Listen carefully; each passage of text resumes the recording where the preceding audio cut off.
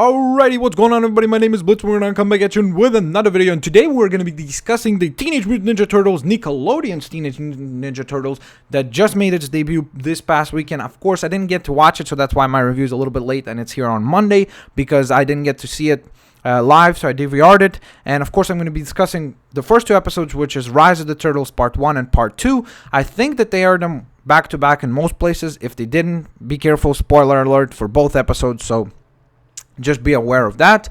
And yay, let's get into it. So first off, a little bit of a disclaimer. With this show, I really was going into it not negatively, but in a way where I thought, like, okay, I don't like the CGI art style. For example, I like Transformers Prime, but because of the art style, it honestly oftentimes kind of takes me out of it and doesn't make me enjoy it quite as much. But I don't know what it was about this art style with the CGI here, but they did something differently. I'm not sure if it's the fact that they kind of fused almost like anime factors as well as some comic booky factors where they do, you know, like very animated expressions and over exaggerated expressions of characters, and it really, really works. Like with the first episode, I was like, okay, this is not that bad, and then by the time the second episode was over, I loved all the designs. I'm really pumped up to see all the other characters debut, and very excited about seeing how this art style keeps unfolding as the season, or hopefully seasons, keep going.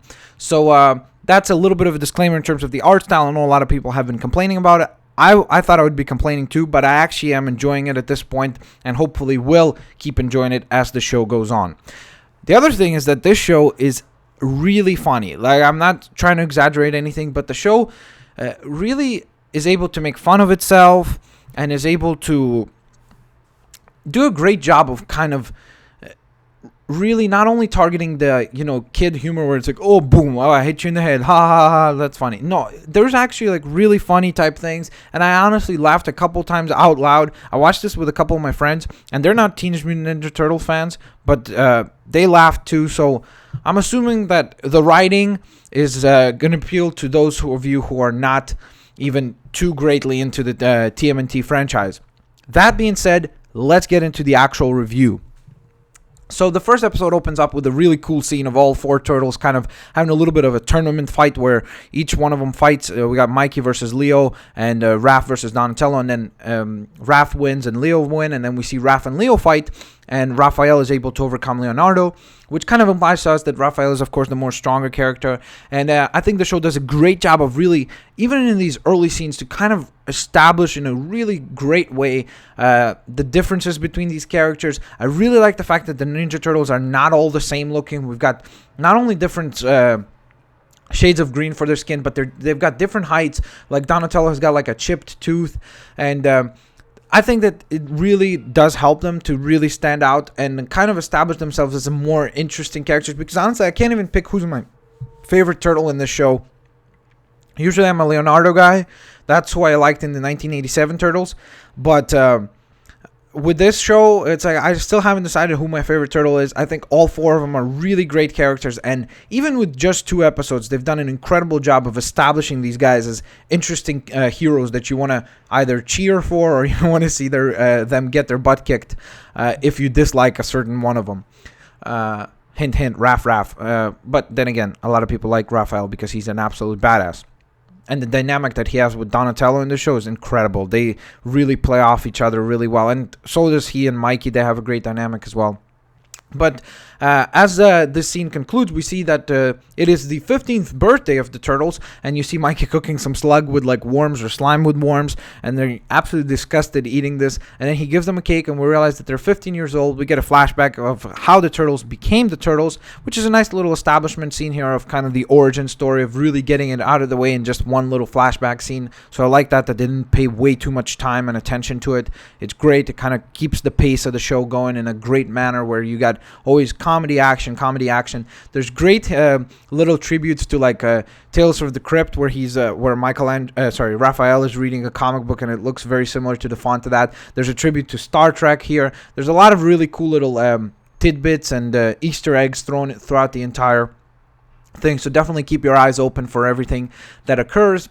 And basically we see that Splinter allows the Turtles to go up over the sewers as their 15th birthday kind of celebration type thing. And when they go out of the sewers, we see a really cool scene of them actually being introduced to pizza. I'm not going to spoil it. I'm just going to say brain blowing or exploding or blowing. I don't know. Whatever. One of those.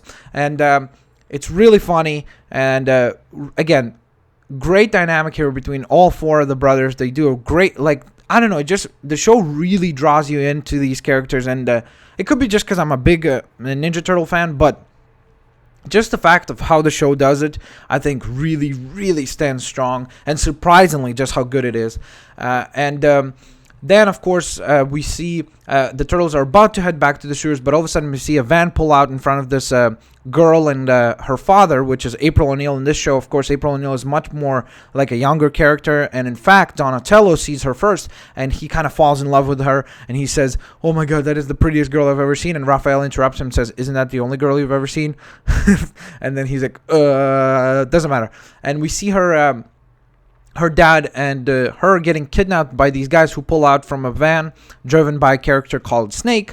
And as they're getting kidnapped, the Ninja Turtles jump in to try to save them. Leonardo tries to stop them, again, establishing his character here of kind of being the leader that listens to Splinter and kind of pays attention to his orders. He says, "We can't do this, we can't do this, we can't get involved."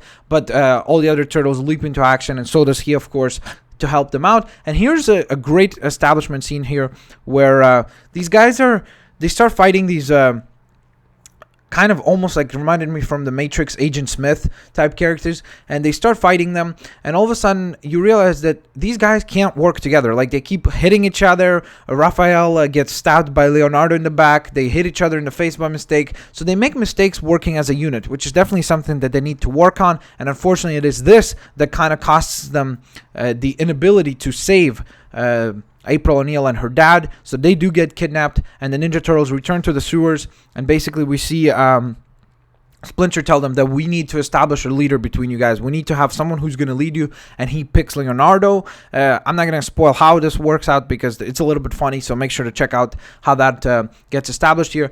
But he picks Leonardo, and then they decide to go back over the sewers back into New York City to hunt down and really save April O'Neil and her father. So as they're staring down this van, they're waiting by this almost warehouse type thing with the same logo that the van had.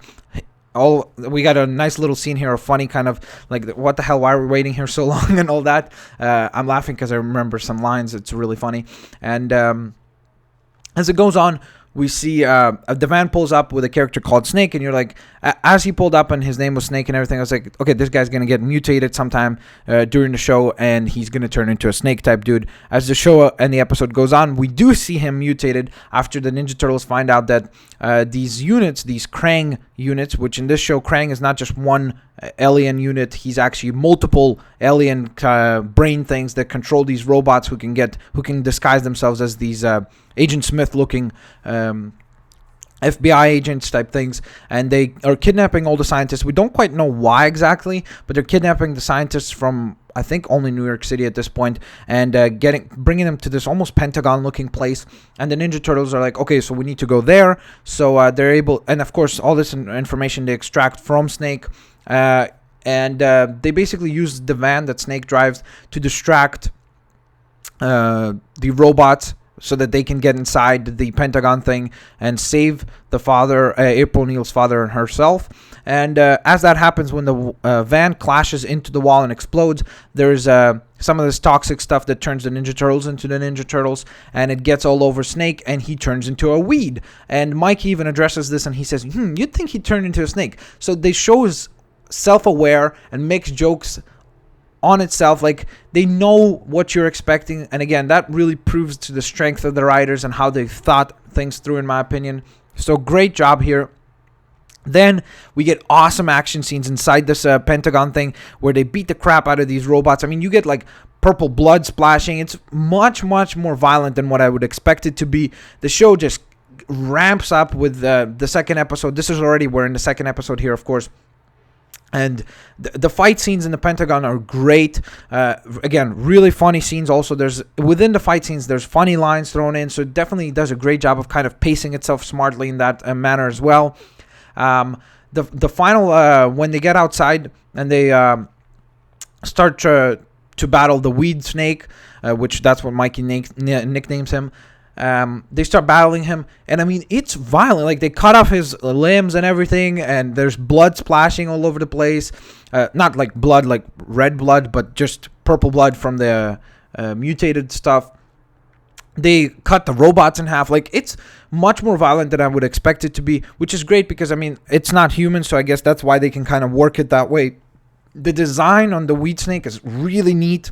I hope that they make an action figure of him or something like that. That would be really cool to see how they could go about doing that.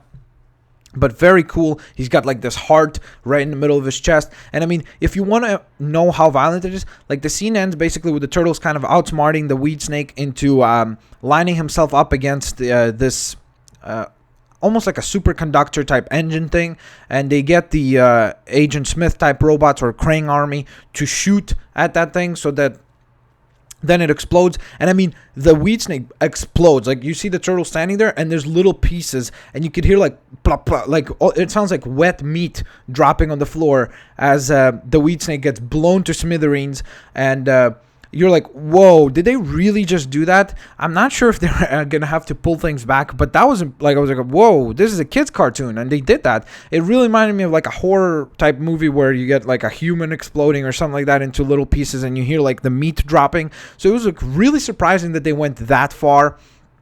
I really like the fact that no turtle really was able to outshine all the other turtles. Like, I think all 4 turtles got a fair amount of time. Like, we got scenes with each one of the turtles kind of being heroic, especially with the it was surprising that towards the end of the episode it was Donatello who kind of was like the shining star, and he used a ninja star to actually become the shining star. So that's kind of a cool thing for me to say here, I guess, where he's hanging on this helicopter trying to save April O'Neil and her dad as they're trying to get away. Meanwhile, on the floor, of course, the other 3 turtles are fighting the weed snake. So Donatello is trying to save April O'Neil and her father.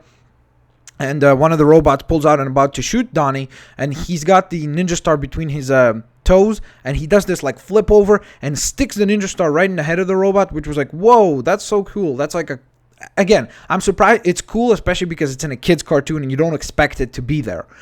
So that was very cool. And all of a sudden you see April O'Neil as the helicopter kind of starts shaking a little bit. April O'Neil falls out and Donnie decides to go save her. But meanwhile, we know that her dad is still in the helicopter. So that means that it definitely establishes the show to continue. Okay, now we know why April O'Neil and the turtles are going to work together, because they need to go save her dad and find out why the hell did the Krang army even kidnap them. And that's basically kind of how the episode ends, with the 4 of them hanging out at April O'Neil's aunt's house. And they talk and tell her that we're going to help you. And until we find her, we're not going to stop. And you get to see like this cool kind of love thing, I guess, between Donatello and April O'Neil, where they both blush and all that. And then the turtles go away and go down to the sewers. We see a television report with probably the most stereotypically, I don't want to say racist, but a really funny name for the reporter and just the way he talks and all that. So make sure to check that out. I'm not going to spoil it for you. But he's got a badass name, and I hope he gets an action figure or something as well, because he's just really cool and funny just from that one scene. And we see that the turtles got some attention because the police was able to find a ninja star, and of course they're like, oh my god, we're famous, blah blah, even though they only found our ninja star and all that. And then as that ends, what we see after that is a scene in Tokyo, Japan, where we're introduced to the Shredder, and that's basically how the second episode ends. Where basically you see this character in the dark sitting. He kind of reminded me at first of, if you remember, Inspector Gadget. What's his name? Master of Evil, was it? I don't remember, because I watched that show in Hebrew, so I don't know the English name. I think his name was Master of Evil or something like that, where he would always hold his cat or something. So that's kind of resembled that scene a little bit to me. And then you see him get up and put, of course, his iconic Shredder helmet on, and he's like, okay, so I finally know where Splinter is. He's in New York City, and I gotta go there. And he's establishing his own army, and I gotta go there and finish the job, which is, of course, implying the idea that he's gonna go there and try to kill Splinter, because when we saw the flashback, we actually saw much darker approach to how Splinter became Splinter, where he lost his daughter during the fight with Shredder. So I thought that, again, the show has a much darker tone, but at the same time, it's able to draw in both kids and adults, which I think is great because shows like Legend of Korra and all that really show you that if you allow adults to really become fans, like if you really give something to them there, like some type of content, then you are going to get an adult following as well, or more of like a mature teenage following than just like the typical kids that would watch the cartoons. And you probably know, it probably does sound like I'm making this sound like the best cartoon ever, but I was really excited about this. I thought it was so well done. Just does a great job of really becoming a much more mature cartoon. And I think that it's really a great way we're heading, where cartoons are becoming accepted as something that adults and kids both can watch, and you don't have to be like, okay, this is just for kids, I can't watch this, because this show really does a great job of like doing the great balancing act of kind of juggling all these different balls together. And again, I'm only talking about these two first episodes, so who knows how it all goes, but I'm staying optimistic and hoping that they can keep this momentum going. I can't wait for the third episode. I will be back with the third episode review. Of course, guys, I always love to hear what you guys think in the comment section below. Did you enjoy the episode? Did you not enjoy the episode? Which character is your favorite? Do you already know? Have you not decided yet, like myself? Put all that good stuff in the comment section below. I'll catch you guys on another review. If you guys enjoyed this review, please hit that like button. It really does help me out, guys. Of course, subscribe for much more regular content on many, many different interests of mine that I post on this particular channel. And, of course, favorite the video, share the video. I'll catch you guys on the next one. Thanks for watching. See you later.